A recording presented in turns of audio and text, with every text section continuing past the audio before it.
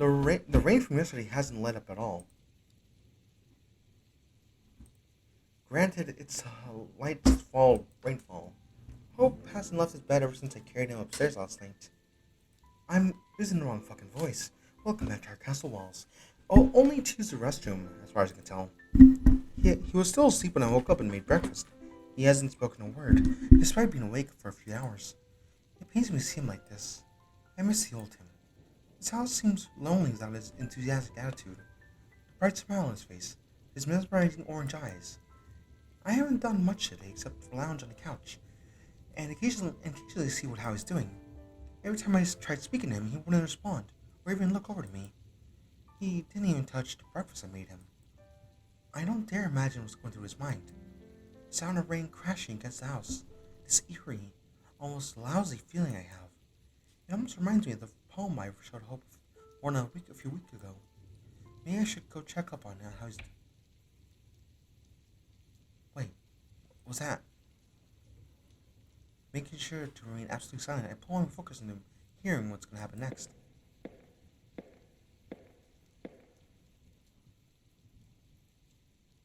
He's silently up and around.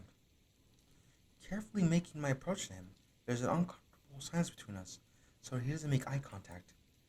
This isn't an easier, even if he's up in front of me. His cheeks are less tear-stained, but he looks void of any emotion. Hey, love, how are you feeling? After a few seconds silence, he walks up to me and gently rests his forehead on my left shoulder.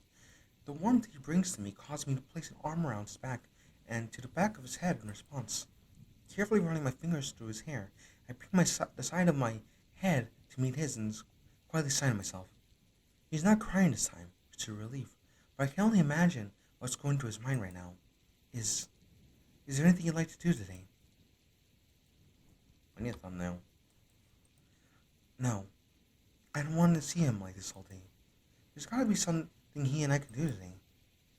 Looking around the house in search of anything that could take his mind off, I spot a VCR right below his TV. I haven't seen one of those since I was a kid. I wonder if it still works. Maybe this will help. Hey, oh, how's the movie sound? Mm, I couldn't guess this means yes. Come on, follow me. As he reluctantly below removes his forehead from my shoulder, my arm and around his back moves him to his shoulders as we both walk to the couch.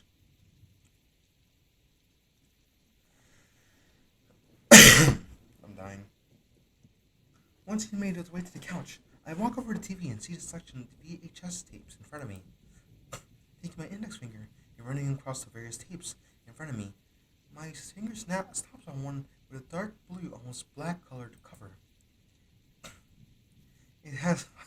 Oh my fucking god. It has five young girls on it. A black silhouette, a man on the front, and it's called Fruits. Are you kidding me? Ah, Fruits of Literature Club. Fruits of Literature Club reference right there, gamers. Maybe he'll like this one. Putting the tape out of the stack of them, I can't help but notice the weight it has to it. Goodness, it's been so long since I held one of these. It's almost like I'm holding a black plastic book. With the tape in my grasp, I turn around and show it to Hope. How's this one sound? He solemnly looks over me a second or two, then back to the floor. My attempt at a smile is starting to go away. I really hope he doesn't stay like this forever. Besides, don't have school tomorrow. Taking tape out of its cover and putting around the VCR, the play button on the VCR immediately lights up a neon a neon green color. Once the TV screen changes to whatever is on tape before the movie begins. Cough. I get up from the floor and onto the couch, right next to Hope. Once I'm nice and close to him, he sets his head on my shoulder again. This time so they both watch the TV. About a minute of boring ads and whatnot, an idea comes to mind I'm sure Hope would enjoy. Hey, how about I order pizza for the two of us? Hope, come on. Have you eaten anything all day? He shakes his head at me, expression still completely defeated. Don't worry, I'll pay for everything. Okay, that's settled. It's nice to hear his voice again. Reaching over to my bag that's on the couch, I pull out my phone and search online for the closest delivery place.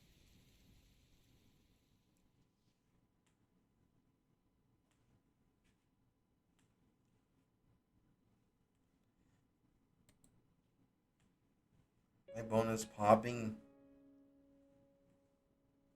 Anyway, what the fuck was I doing? No matter what I say, nothing is gonna mend these girls' broken hearts, especially hers. The only real thing I can do is. The boy then approaches the girl and opens arms as she responds and clings onto him for dear life.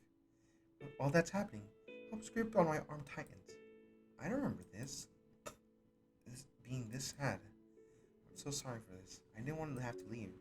You don't have a choice. I don't blame you for this, nor will I ever. Me neither. It's been so long since I've watched this. I can only ask you to take care of yourself, okay? I promise. Do you think they'll have a happy ending? I just wanted to let you know that I'm really enjoying my time here with you. I really hope so. You're the most influential. You're an influence to us, and I think you've done more than for us than anyone else has. I'm gonna be going now. Oh, why do you have to say that word? Look at where Hope shows him closing his eyes in a similar look from hours ago. Why do I have a bad feeling about something? The screen fades to black, and all I can hear is her voice in TVE. And so I was on a flight out of the city. I tried to look past everything I was leaving behind. Whether or not I could return, Lord only knows. I'll take it on whatever life throws at me with the image of her in my head. A few moments of silence. The words 6 months later pop on the screen. Wait. An area that was shown in the beginning of the movie shows up on the screen along with the four main girls. You're kidding, right? Hope. Long time no see. Bruh. The whole, I fucking hate that trope. The girls in the jump in excited joy and runs to him. To which the screen fades to black and Chris says, yeah. Cringe! Cringe!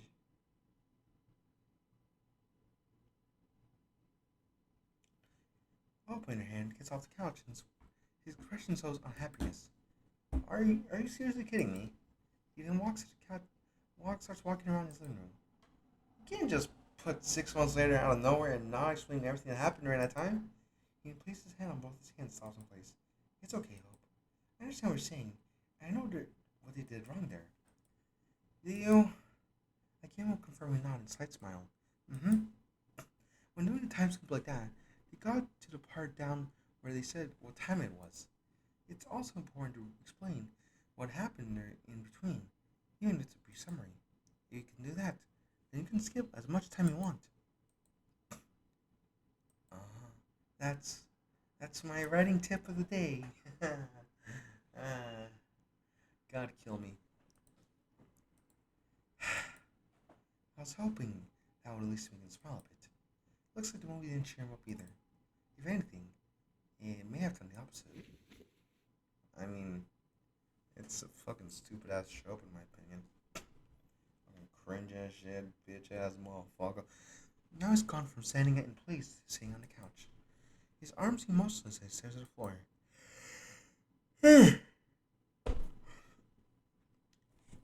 As I'm looking around the house for anything that he and I can possibly do to cheer him up, I'm noticing that there's a little more silence than usual. Take a moment to look out his window. It's dark outside, but it stopped raining. You know what? This might just work. Taking a TV remote and turning off the TV, I gave Hope my full attention. Hey Hope, it's finally stopped raining. Why not go outside for a bit? Some fresh air might do some good for both of us. He looks over at me, unsure what to say.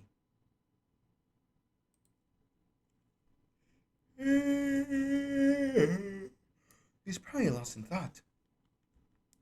My ears are itchy.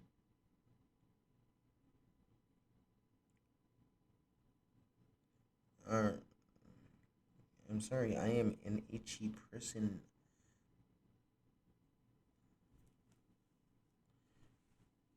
And my arm hurts still.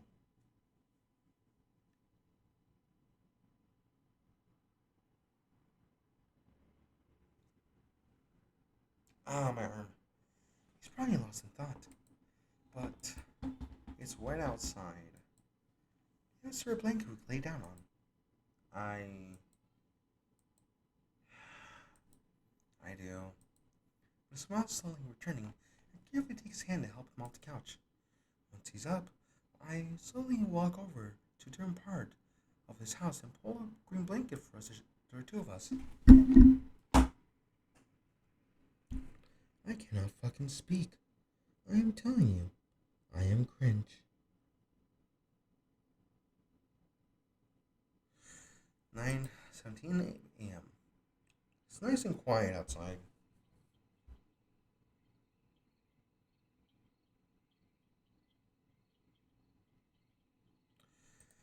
Plus, a light breeze out here wouldn't feel too bad. Finding up a spot in my front lawn, I unfold the blue and green blanket I have and lay it nice.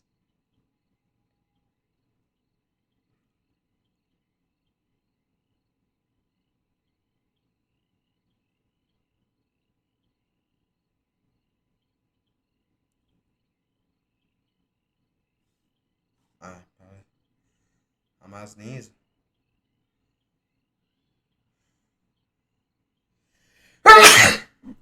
God fucking damn it. And laid nice and green grass in front of us, getting rid of any wrinkles I see. Once that's done, I carefully lay myself down and place both my hands behind my feet, behind my head. I mean, I was thinking crisscross applesauce kind of shit. I can feel the blanket being more damp to my back as I lay down. That's not my biggest concern right now. I let out a big sigh as I look up the stars and constellations above all of us. Hearing some moving around shows Yuri laying down to my right, also looking at the stars. I can't seem to look away from her. My mind races a million miles per hour as I get lost staring at the moonlight shining in her purple eyes. This plaguing feeling of emptiness, of hopelessness, of nothing in the world mattering anymore hasn't gone away after everything that happened last night. I still really feel really bad over how I treated her yesterday. I shouldn't have pushed her and scared her like that. It's beautiful outside, isn't it, Hope? She looked over at me, possibly expecting me to say something back. I can't bring myself to answer that. It's not like I don't want to talk right now. I feel like I should explain everything to her. I want her to. I want to let her know that what I'm feeling, but I'm just not sure where to start. Well, let's say this. You really are. Huh? She bashfully smiles and blushes like she usually does. Oh, Yuri, I feel like I'm ready to explain some stuff to you. Her eyes widen a bit as she looks at me unexpectedly. It's as quiet as I expected for it to be a while. I'm thinking about how I want her to get on saying this. Even if I'm laying down like this, I managed to bring my head down almost out of the feet. I I'm really sorry about last night. Hope, don't. Nothing was your fault last night. A flashlight how why I acted towards her shows up in my mind. No, Yuri. I mean, I feel like I treated you badly last night. That and that was something that's been eating me away at me today. You don't deserve to be treated like that. I close my eyes simply frown at her. I don't know how to else to convey how I'm feeling. I shouldn't have scared you like that. I don't know what I was thinking. I don't feel like I'd be like a good boyfriend to you. Hope, please. It's not your fault. I'm just happy I could be there for you. I don't know what else I'd do without you. A cool breeze passes by, which runs through our hair. I can see a genuine look of concern in her face due to the moonlight shining on her. I turn away and look at the stars again. It's just sometimes I question why I'm on this earth. Why me of all people? Why am I even here? Why can't I do anything right? In this storybook we call life, why can't I have been born someone different? Hope. I don't know what to do. What can you do when people who are meant the world to you, plus some, aren't there anymore? What's the point, anyways? I couldn't make them proud of me. It's really hard. Trying best not to let my emotions interfere. Lord knows she's seen enough of that. I try not to complain until my face is almost buried in a blanket, my voice trying not to break. There was so much I never got to say to them. How much I appreciate my dad, all he's done.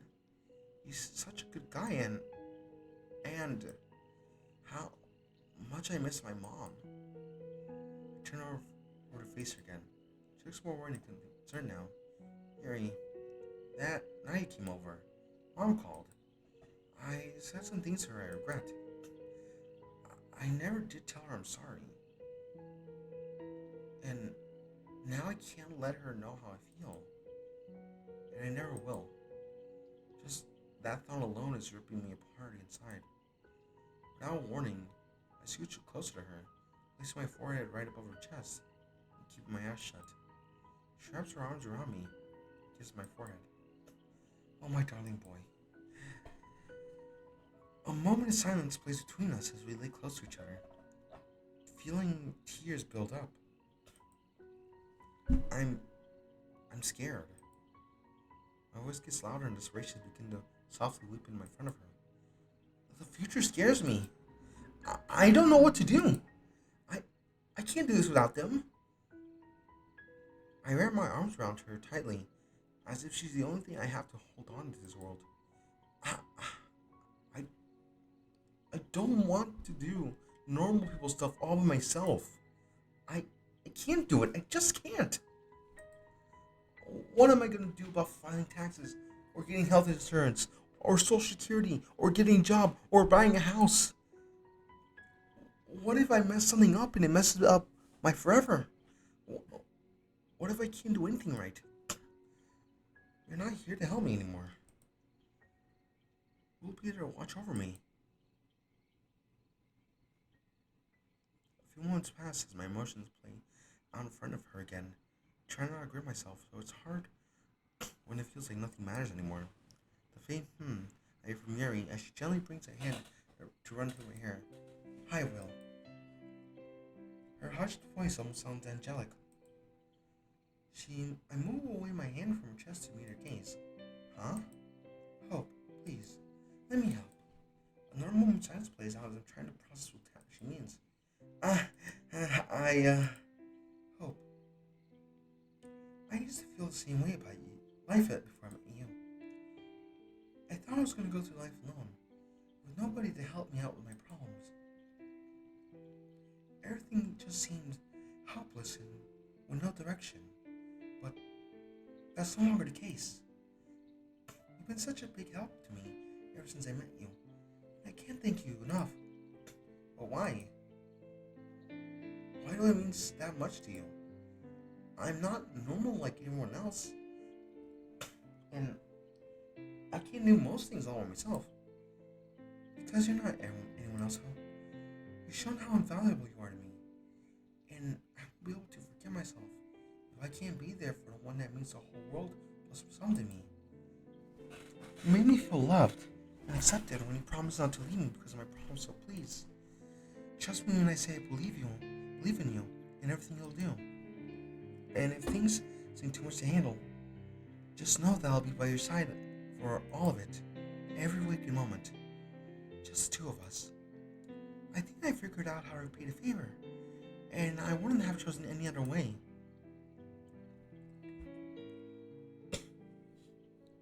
I can't help but stare at her in a surreal feeling, as disbelief, as if it's being flipped upside down again. My feelings of doubt or fear slowly starting to go away in her words. Do you really mean that? Of course. We made a promise to each other to help each other out, remember? That's a treasure I promise I'll never forget. Yeah. Yeah, that's right. There's no need to worry anymore, darling. Everything's alright. A comfortable silence plays out as another breeze runs by. I managed to bring my face close to hers until our noses touch, and I grip her body a little harder. Your hug's so warm up. I love that about you. I'm left speechless. I can feel a burning feeling inside my heart go out of control. Everything that seems scary is slowly melting away. Future? No. Our future seems a lot more brighter. It's all thanks to her. I had to let her know how much I appreciate her, to show her how much I love her. I have found the one whom my soul loves. Closing my eyes, I lean forward to my right and press my lips against hers with no little force. Time stops as she returns the favor. All I can focus on is my heart pounding faster and how soft she feels when we're close. Once we pull away from each other, the burning feeling from earlier doesn't go away. It's getting stronger. I bring my voice down to almost a whisper. Harry, I look away from her and point the finger to the moon. Do you ever just want to spread your wings, fly up to the sky, and shout to the world how much you love someone? Hope, I spread my wings. Not to fly, but to hold you close. The burning desire in me grows even more as I look over at her. I can't hide it from her anymore. I close my eyes and kiss her again. This time more softly. After she returns the favor, I open a little bit and let my tongue touch her lips. Man's French kissing. Damn. This man gets more bitches than I do. Soul poetry endures that she opens up and does the same. Our grip on each other never ending.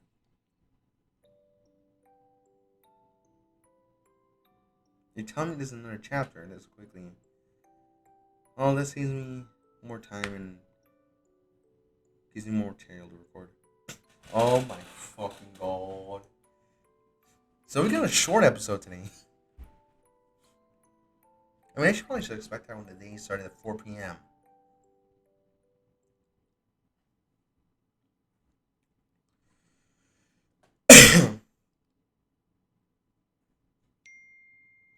Dong.